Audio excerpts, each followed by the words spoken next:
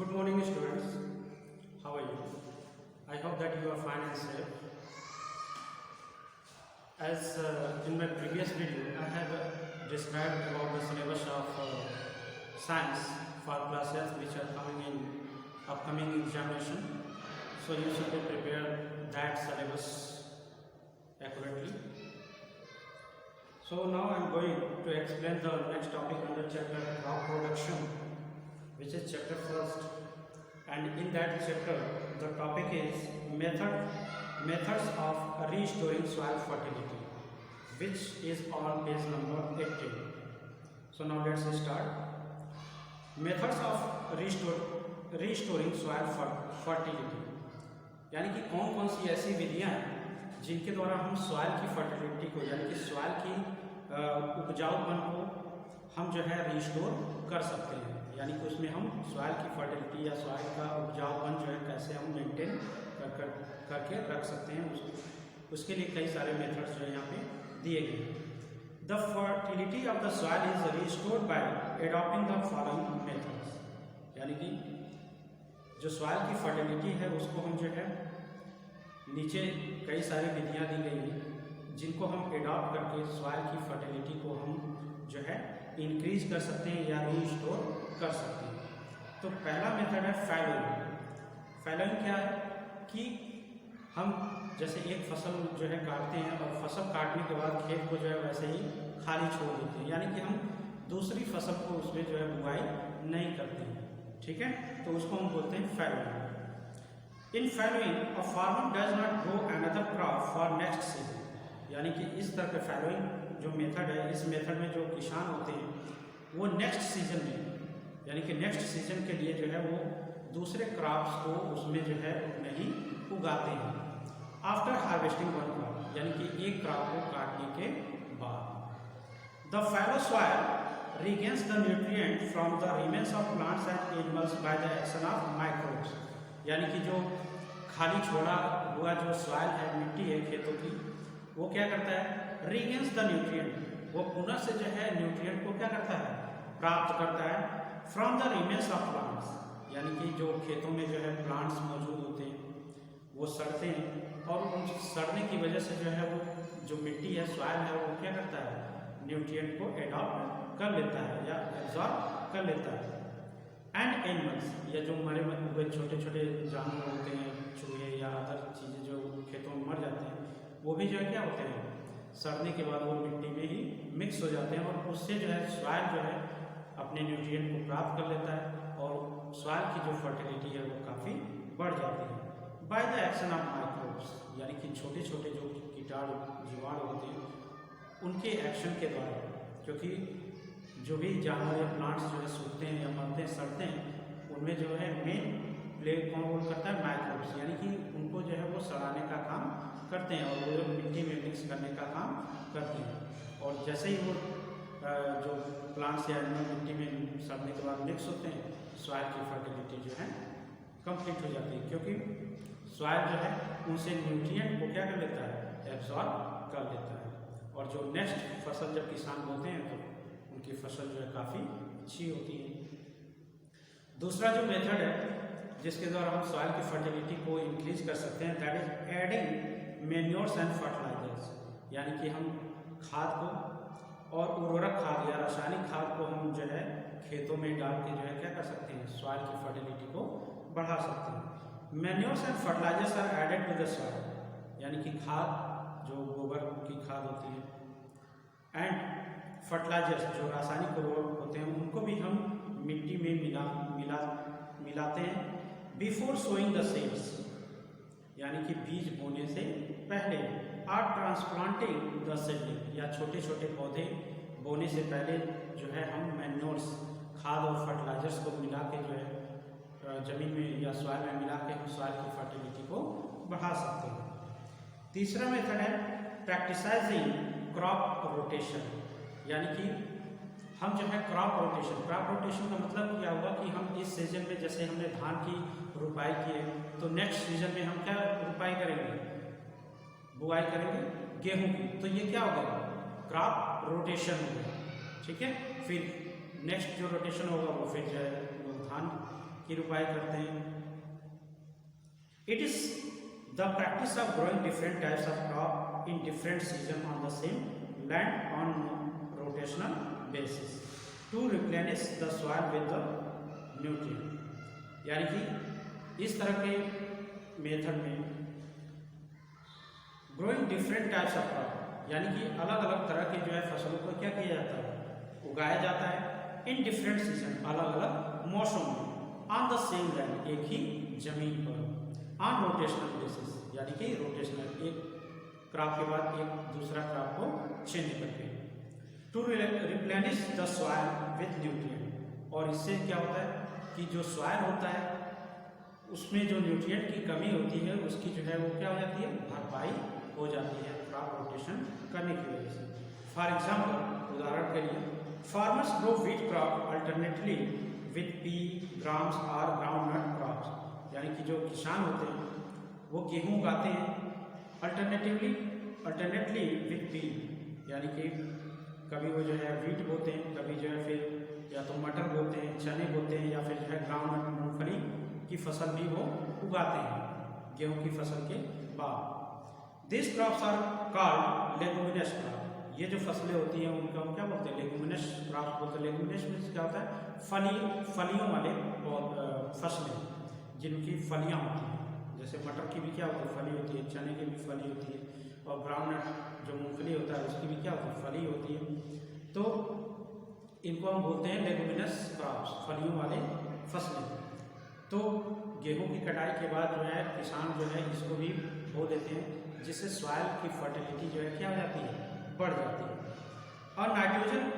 Fixing bacterium Rhizobium lives in the root nodules of this plant. यानी कि जो ये लेगुमिनस क्रॉप्स होते हैं इनकी जड़ों में जो है एक बैक्टीरिया मौजूद होता है जिसका नाम दिया गया है राइजोबियम। ये जो बैक्टीरिया होता है वो नाइट्रोजन जमीन के अंदर या सॉइल में जो है नाइट्रोजन की मात्रा को फिक्स करने का काम करता है। और ये जो राइजोबियम होता है वो पौधों, इन पौधों के यानी कि मटर के, ग्राम के और जो है मूंगफली के जो जड़ें होती हैं उसमें वो जो है मौजूद होता है। क्योंकि राइजोबियम क्या होता है कि ये ऐसा जीव है जो अपना न्यूट्रिएंट है वो उन पौधों की जड़ों से प्राप्त करता है, और ये इसके बदले में ये जो राइजोबियम होता है वो मिट्टी में, सॉइल में जो है नाइट्रोजन की मात्रा को फिक्स करता है, और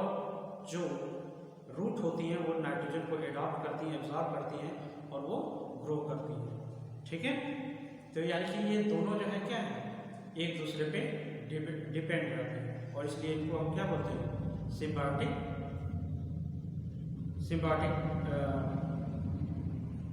कहते हैं इन दोनों को। यानी कि ये एक दूसरे पे क्या होते हैं, डिपेंड होते हैं अपने न्यूट्रिएंट के लिए। By fixing atmospheric nitrogen, this bacterium replenishes nitrogen content of the soil and increases fertility. यानी कि ये जो बैक्टीरिया राइजोबियम होता है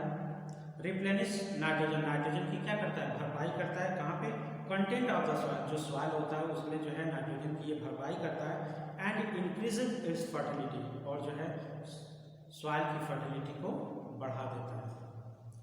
प्रैक्टिसाइजिंग मिक्स्ड क्रॉपिंग, यानी कि हम एक ही खेत में, एक ही फील्ड में हम जो है दो या दो से अधिक तरह के जो है फसलों को अगर हम बोते हैं तो उसको हम क्या बोलते हैं, मिक्स्ड क्रॉपिंग बोलते हैं। तो इस तरह से भी अगर किसान खेती करते हैं या करते भी हैं तो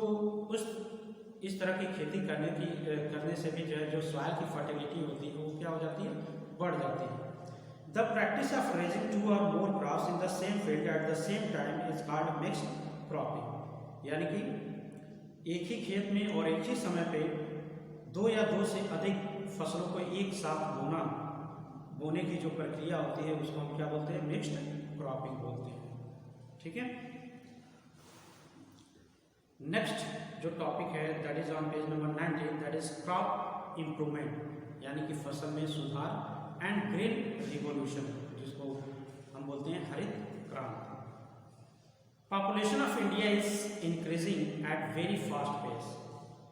जो इंडिया की जो पॉपुलेशन है वो बहुत तेजी से क्या हो रही है, बढ़ रही है। And it has already crossed 1 billion mark, और यह जो है 1 अरब की जनसंख्या को भी क्या कर चुका है, पार कर चुका है। To meet the requirement of such a large population, यानी कि इतनी बड़ी जनसंख्या को की आवश्यकताओं की पूर्ति करने के लिए it is essential to increase food production in our country. यह बहुत ही आवश्यक है कि हमारे कंट्री में जो फूड प्रोडक्शन है, यानी कि फसलों की जो उत्पादन क्षमता है, उसको बढ़ाना बहुत ही क्या है, आवश्यक होगा। Besides adoption of above discussion, यानी कि जो ऊपर जो है तरीके बताए गए हैं, जिस कैसे जो है हम सॉइल की फर्टिलिटी को बढ़ा सकते हैं, कैसे जो हम हाई यील्डिंग जो है प्राप्त कर सकते हैं फसलों की। उसके अलावा भी कुछ नीचे जो है यहाँ पे मेथड दिए गए हैं जिनको हम अपना के, यानी कि कृषि के क्षेत्र में अपना के हम जो है food production can be enhance, यानी कि जो फसलों की या भोजन की उत्पादकता है उसको हम क्या कर सकते हैं, बढ़ा सकते हैं। तो इसमें पहला मेथड है introducing high yielding crop variety, यानी कि हमें जो है ऐसी फसलों का चुनाव करना होगा, या हमें ऐसी फसलों पे जो है सर्च करना होगा, फसलों की वैरायटी को सर्च करना होगा जो बहुत ज़्यादा जो है उत्पादन देते हैं, यानी कि जिनका क्रॉप प्रोडक्शन जो है बहुत ही हाई हो। वैसी जो है बीजों का चुनाव करके या वैसे बीजों को हम सर्च करके जो है उनकी बुआई करके हम जो है हाई यील्डिंग प्राप्त कर सकते हैं। सेकेंड मेथड क्या है, developing high yielding disease resistant and paste resistance variety, यानी कि हम ऐसे बीजों का जो है चुनाव करें जो कि बहुत ही ज़्यादा उत्पादन दें, डिजीज रेजिस्टेंस हो, यानी कि उनमें जो है रोग वगैरह ना लगे, एंड पेस्ट रेजिस्टेंट, और उसमें जो कीट पतंगे हैं वो भी जो है उसमें ना लगे, क्योंकि मैक्सिमम जो हमारा जो फूड है या जो क्रॉप्स होते हैं वो डिजीज से, जो फसलों की बीमारियां होती हैं उससे खराब हो जाते हैं, जो क्रॉप यील्डिंग होता है वो प्रभावित होता है, या फिर जो कीड़े मकोड़े या फिर जो कीट फतिंगे लग जाते हैं उसकी वजह से भी जो है क्रॉप यील्डिंग पे जो है काफ़ी इफेक्ट पड़ता है। तो हमें ऐसी वेराइटीज़ के बीजों को मार्केट में लाना होगा या जो है सर्च करना होगा जो कि काफ़ी ज़्यादा उत्पादन देते हों और वो उनमें कोई रोग ना लगे, और वो जो है क्या पेस्ट रेजिस्टेंस हो, यानी कि उनको कीड़े मकोड़े या कीट पतंगे भी जो है ना खा सकें। थर्ड मेथड क्या है, developing varieties and mature in short duration, यानी कि हमें ऐसी वेराइटीज़ का सर्च करना होगा या ऐसी वेराइटीज़ की बीजों का इस्तेमाल करना होगा जो बहुत ही कम समय में क्या हो जाए, मैच्योर हो जाए। ठीक है, हमारे वहाँ जो है मेनली जो है 2 फसलें ही बोई जाती हैं अपने पूर्वी एरिया में, एक जो है धान, दूसरा गेहूँ, और इनमें भी इनको भी जो है